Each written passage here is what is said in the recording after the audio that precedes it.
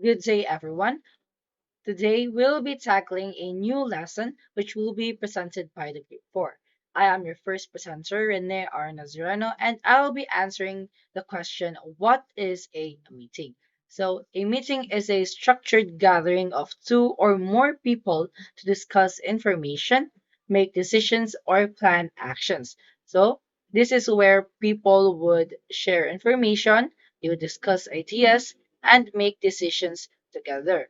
In the workplace, meetings are essential for communication, coordination, and problem solving. Thus, through meetings, everyone stays updated, they understand their responsibilities, and they work together towards common goals. In addition, the purpose of a meeting is to create clear communication and guide the group towards achieving their objectives. Now, moving on, here we have examples of workplace meetings. First is the department or team meetings. These are meetings held regularly by a specific group or department to talk about their tasks, updates, and plans. For example, the English department meets weekly to discuss lesson plans and upcoming school activities. Second, here we have planning or brainstorming meetings. These meetings are for sharing ideas, solving problems, and creating plans for future projects or events. For example, teachers gather to brainstorm ideas for the School Foundation Week program. Third is project updates or progress meetings. These meetings focus on reporting the current status of a project, identifying challenges, and planning the next steps. For example, a project team meets to give updates about the development of the new school website. Fourth is board or management meetings. These are formal meetings where leaders or executives discuss important decisions, review policies, and plan the organization's direction. Example, the school board meets to approve budget proposals and new policies. Fifth, we have online meetings such as in Zoom, Google Meets, or in Microsoft Teams. These are virtual meetings held through online platforms, allowing participants to communicate even when they are in different locations. For example, teachers attend an online seminar or training session through Zoom. Greetings! I am Jogger Pontimiwala, and today I'll be discussing the three important actions we need to apply in conducting an effective meeting. First, we have careful planning. This means preparing everything before the meeting, setting the purpose, agenda, schedule, venue, and materials so the discussion will run smoothly. This is important because good preparation ensures a focused and productive meeting. Second, we move into facilitation, which happens during the meeting itself. This is guiding the meeting while it happens. The facilitator keeps the discussion on track, manages time, and ensures everyone participates. This is important because proper facilitation helps achieve the meeting's goals without wasting time. And lastly, we have follow up. This involves reviewing the results after the meeting, sending the summary, assigning tasks, and checking if the agreed actions are being done. This is important because follow up makes sure plans are actually carried out and responsibilities are clear. These three actions are important because they guide the entire flow of a meeting. Careful planning ensures that the meeting starts with clear direction. Facilitation keeps the discussion organized and productive. And lastly, follow up. Make sure that decisions turns into action. Together, they help achieve the meeting's goals effectively and efficiently. At this moment, I'll be discussing the things that we need to remember, things to keep in mind before conducting the meeting. The first thing that we need to do is to identify the purpose. When having a meeting, of course, you should identify the purpose. Kung unsa at kung para asa ang usa ka meeting. You need to be clear about what is the meeting all about, especially if it concerns important matters related to the meeting's purpose. By identifying the purpose early, everyone knows what to expect, what to discuss, and the things that they need to prepare. This ensures that the meeting become more productive, organized, and focused. After identifying or knowing the purpose, you need to prepare an agenda. You should prepare a clear agenda because it serves as your roadmap or outline of the topics to be discussed, helping to keep the meeting on track and ensuring important points are all covered. Having an agenda helps keep the discussion organized, prevents unnecessary side talks, and ensure that all important matters, as what I've said, it will all covered within the given time. Next to remember before having a meeting or conducting a meeting is to invite the right participants.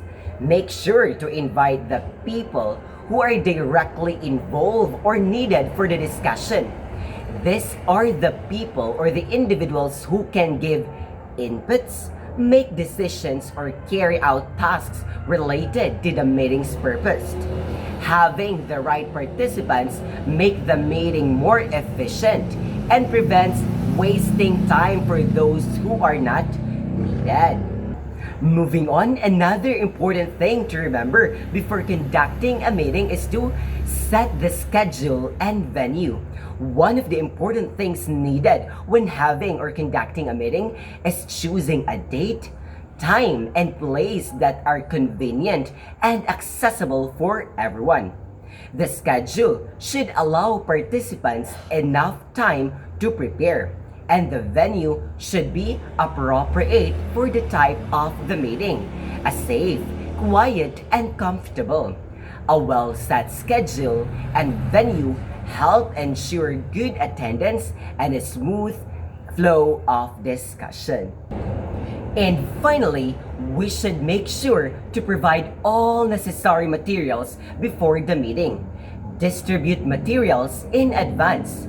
If there are documents, reports, or any information needed for the meeting, send them ahead or time. Before the meeting, dapat masend na nato ang any information or documents nga needed sa usa ka meeting.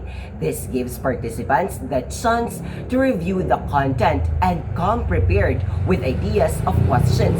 Providing materials in advance make the meeting more productive because everyone already understand the context when the discussion starts. So pwede sila maka-question, pwede sila maka-raise o mga suggestions kung kabalo na sila kung what the meeting is all about.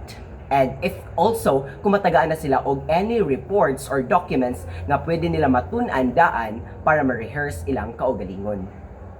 So, those are the key things we need to remember before conducting a meeting. Remember first, identify the purpose. Prepare an agenda. Invite the right participants. Setting, schedule, and venue. And of course, distributing materials in advance. With this, we can make sure our meeting becomes more organized, productive, and meaningful. And now that you already know the things you need to do before conducting a meeting, I hope that in your upcoming meetings or kung naba mo mga activities nga kinahanglan og mga meetings, you will use and apply these steps effectively. Once again, thank you very much. This has been Jogger Panty Moiwala, and that concludes my report. Thank you for your time and attention. Hello everyone and good morning Ma'am Delany. In this video, I will explain in details what happened during a meeting. So meeting are important part of communication in workplaces, schools, and organization. So to help you understand on this topic better, I will explain each step clearly and give real examples. So let's start with the first slide. And we have the start on time and welcome participant.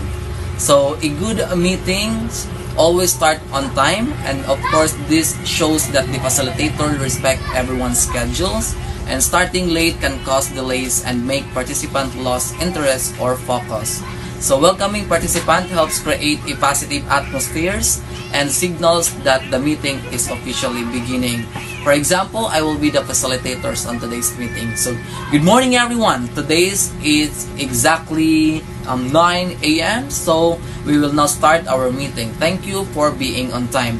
So, that is the example. So, why it matters? Because it builds professionalism, avoid wasted time, and it helps participant focus immediately. So, now let's proceed to the second slide. State the purpose and the agenda clearly. So, before any discussion starts, participant must understand why the meeting is happening. So, the facilitator should read or show the agenda, which is the list of topics to be discussed, and this prepares the participant mentally and helps them stay on track. For example, I will be the facilitator again. The purpose of today's meeting is to finalize our program for the upcoming school event. Our agenda includes first, we have the checking each committee's progress. For the second one, reviewing the budget. And for the third one, assigning remaining tasks. So that is the example. Why it's important? Because it prevents confusion.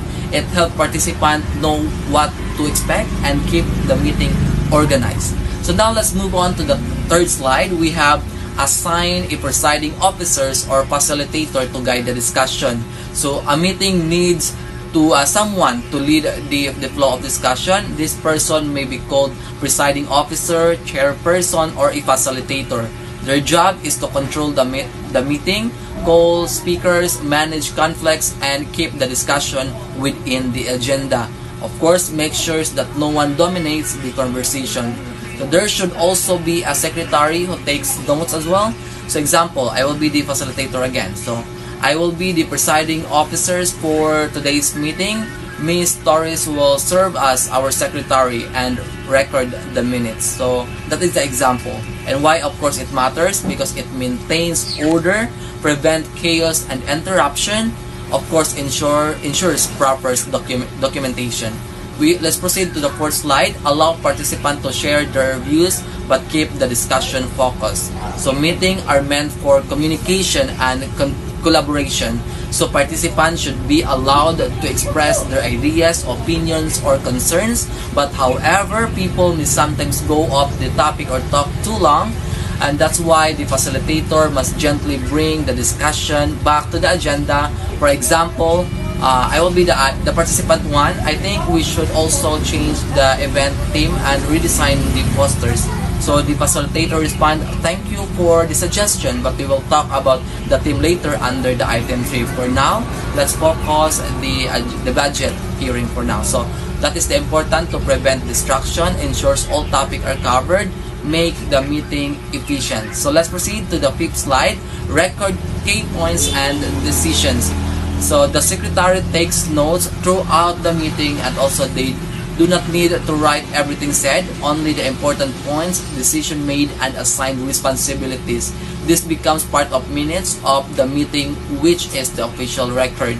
For example, budget approved 30,000, decorations team finalized design by November 12, program team submit final draft by November 15. So those are important matters during the discussion. So it's important because it provides clear records agreement, of course helps absent members understand what happened, and of course ensures accountability. So let's proceed to the sixth slide.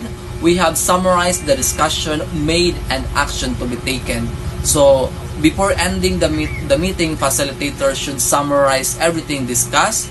This is the recap to help avoid misunderstandings and make responsibility clear. For example, I will be the facilitator again. To summarize, our discussion for the final budget is 30,000 pesos. The decoration team will submit the final design by November 12. The program team will finalize the program by November 15. Our next meeting will be on November 20. So, it is important because it confirms agreement, ensures everyone's knows what to do next, and prevent confusion later.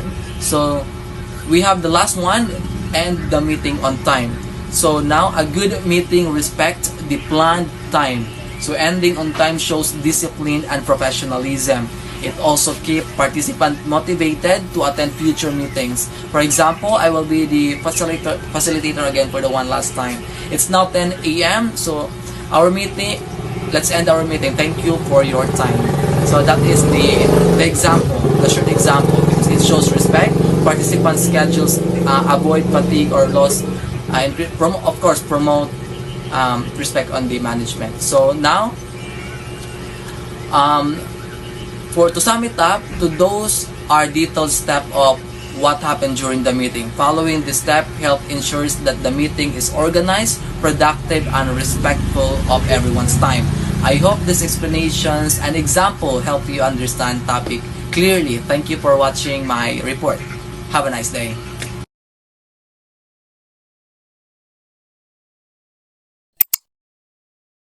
Day 1. Today, I will be reporting about what happens after the meeting and the different roles in a meeting.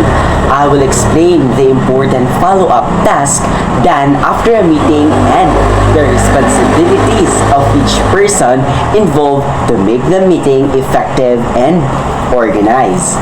Meeting ends, the work does not stop there.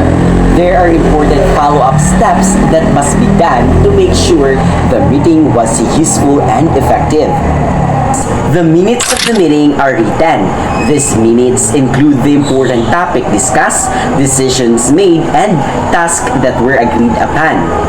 Once completed, the minutes are distributed to all participants so everyone is informed and has a clear record of what happened during the meeting. This also helps avoid misunderstanding and keeps everyone on the same page. Responsibilities are assigned to specific individuals. Each task should have a clear person in charge, so everyone knows who is responsible for which action. Assigning responsibilities helps ensure accountability and makes it easier to track progress. Progress on all agreed tasks is monitored. This means checking whether tasks are being completed on time and properly. Monitoring progress helps identify problems early and allows adjustment when needed, ensuring that meeting goals are achieved. Let's explore the roles in the meeting. Every successful meeting involves different roles that help keep it organized and productive. Here comes the chairperson. The chairperson or the presiding officer. The chairperson leads the meeting. This person sets the agenda, guides the discussion, and makes sure everyone stays focused on the topic.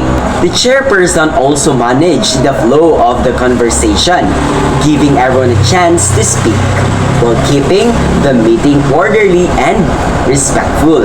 Crucial role in the meeting is the secretary. So, unsa may duty or unsa may responsibility sa usa ka secretary? The secretary or recorder plays an important role by taking accurate notes during the meeting. These notes are used to prepare the minutes of the meeting. The secretary ensures that decisions, key points, and assigned tasks are correctly recorded and shared after the meeting. Another crucial role in a meeting is the participants. The participants are the members who attend the meeting and actively join the discussion.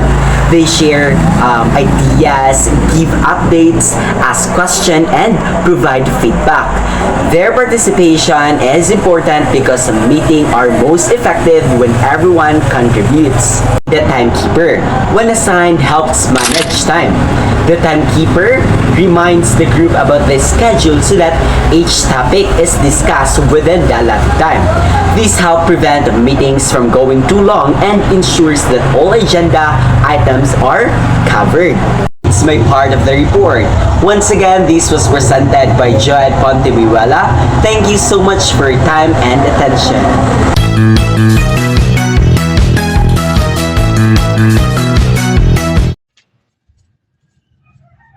Good day, everyone. I am Jasmine Rhea Bimamintas, and today I am going to tackle my topic, which is what are minutes of a meeting?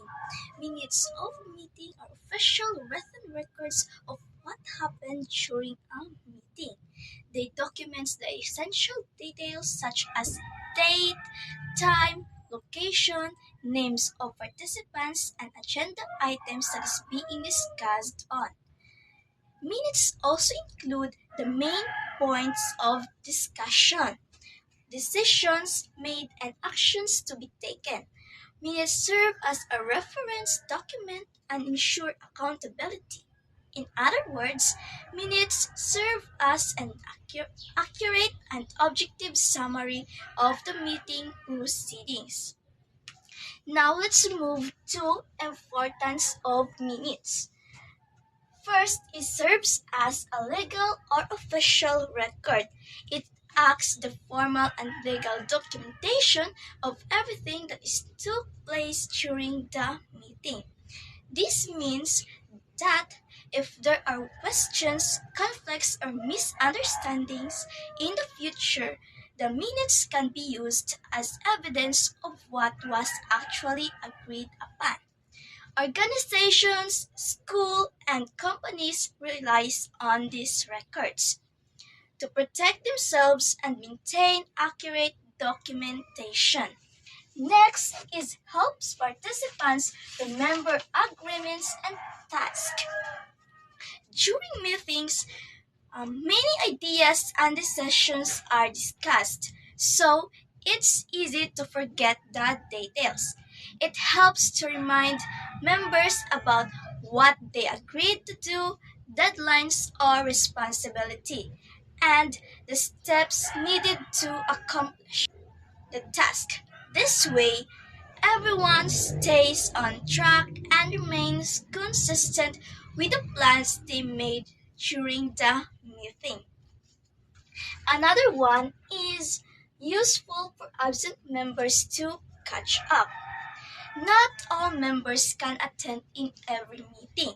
Minutes help absent members understand what was discussed and what decisions were made even if they weren't present. This keeps the whole group updated, prevents confusion, and ensures that everyone knows their responsibilities moving forward. Last is ensures transparency and accountability. Minutes create a written trail that shows how decisions were made and who is responsible for completing that certain task. This openness promotes trust within the group and makes sure that member follows through with their roles. It also allows organizations to operate fairly because everyone can see the same official records of events. In summary, minutes of a meeting is a vital because they preserve accurate records, help members recall their task support. This who were absent and promotes fairness within an organization. Without minutes, important decisions could be forgotten or misunderstood. Thank you, and that concludes my report. Good day, everyone! Today, I will be tackling about the standard format of minutes of meeting. Minutes of meeting is very essential because they serve as the official written record of what took place during a meeting, including the discussions, decisions, and tasks assigned. Each section of the meetings plays an important role in ensuring clarity, transparency, and accountability. Let me explain in detail. Number 1, name of the organization or committee. This section identifies which organization, department, or committee is responsible for the meeting. It is placed at the top of the document because it immediately tells the reader who conducted the meeting. This is especially important in schools, companies, or government offices that have multiple groups, including separate meetings. By clearly stating in the name of the organization, the minutes become easier to categorize, file, and retrieve whenever needed. Next is number 2, date, time, and venue of the meeting. This part documents when the meeting occurred and where it was held. The date ensures that the meeting is recorded accurately in the organization's timeline. The time shows when the meeting officially started, which may be important for attendance or time tracking. The venue indicates whether the meeting was conducted in a specific room, department, office, or even online through platforms like Zoom, Google Meet. Having these details prevents confusions and helps anyone reviewing the minutes know exactly which meeting is being referred to. Next one is number 3, list of attendees, present and absent. This portion contains the names of all the members who attended the meeting along with a separate list of those who were absent. It may also specify whether someone was absent with notice, meaning they informed the group beforehand, or without notice. The attendance list is important because it shows who participated in the decision making, who will be updated later, and who may be accountable for tasks discussed. It also serves as proof of involvement, which is helpful for documentation, administrative purposes, or future reference. Number 4, agenda, topics discussed. The agenda lists the specific items or issues that the group planned to address during the meeting. It acts as the meeting's roadmap, ensuring that the discussions follows an organized flow. Typical agenda items may include: number 1, updates from different members or departments. Number 2, reports or presentations. Number 3, issues that needs discussions. And number 4, proposals or new business. Including the agenda in the minutes helps readers understand the sequence of the topics and provides a clear outline of what the meeting aimed to accomplish. Next is number 5, discussion and decisions, what was talked about and agreed upon. This is one of the most detailed sections of the minutes. Here, you summarize what was talked about, the key points raised, and the final decisions made for each agenda item.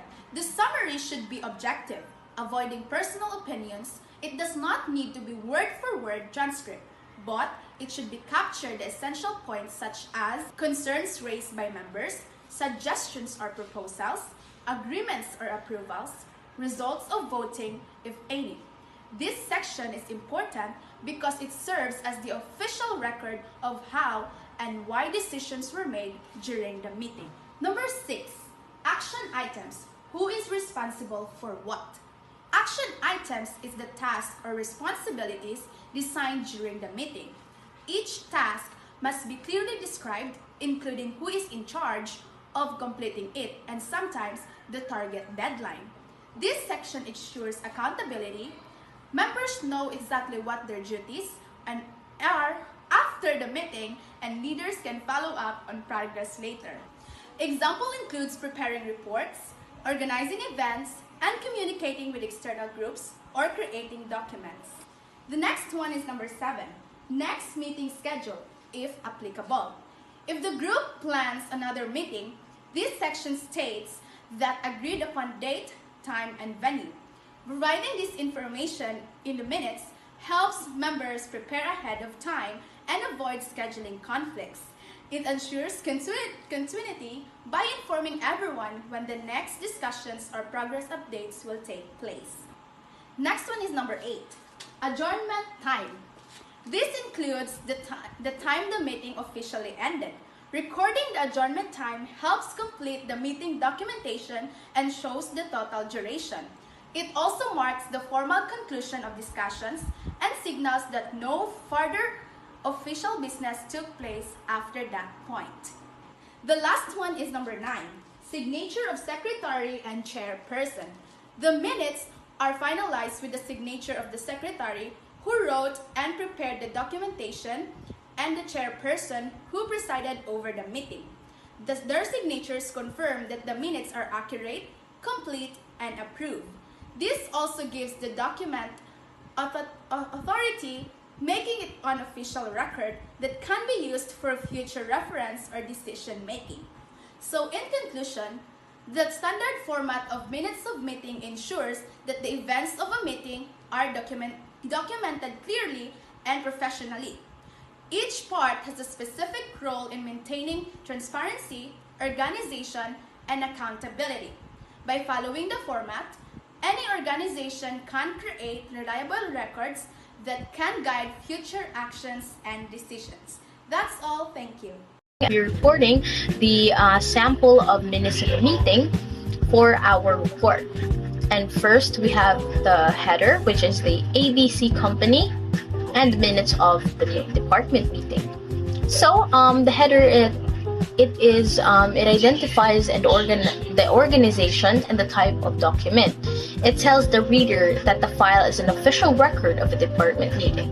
Next is the date, time, and our venue. These details show when and where the meeting took place. They help track the meeting for reference and documentation purposes.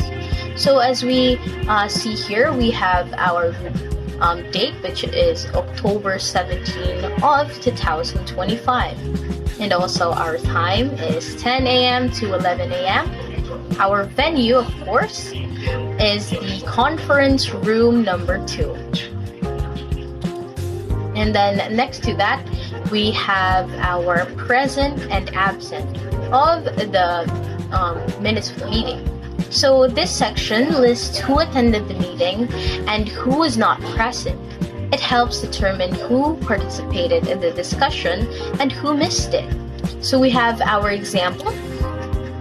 We have our present, which is Miss Santos, the chairperson, Mr. Cruz and Miss De La Cruz, and Mr. Reyes. And the absent is Miss Rivera because she's on the leave. Next to that, we have our agenda. So the agenda outlines the topics that are planned for discussion during the meeting. It guides the flow of the meeting and keeps it organized. So for our agenda, we have our first is our quarterly project update. Second is the budget review. Third and last is our upcoming training program. Next to that, we have our discussion and decisions. So in this part summarizes what was talked about and the actions agreed on in our sample. So our sample has first is Mr. Cruz reported that the project is 85% complete. The target of completion is on November 15. And next to that is the budget reallocation was approved for marketing expenses. Next to that, we have our training program will be scheduled for November 25 and the HR to handle the arrangements. Next to that, we have our before the action item. This section of the discussion and decisions captures the key outcomes and any responsibilities assigned during the meeting. And next to that, we have our action items.